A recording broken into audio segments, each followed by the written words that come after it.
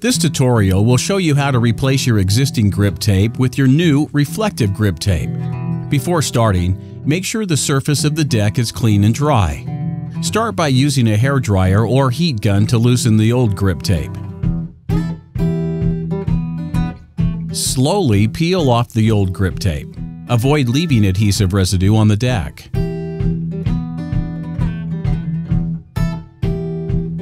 Peel off part of the paper backing from the front tip of the new reflective grip tape.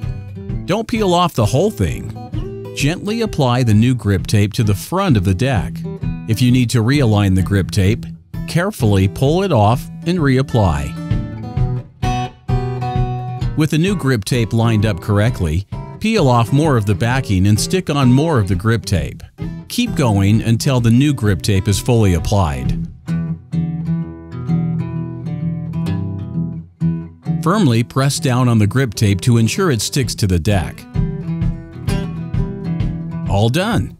Now, go out and impress everyone with your new reflective grip tape from X-Way.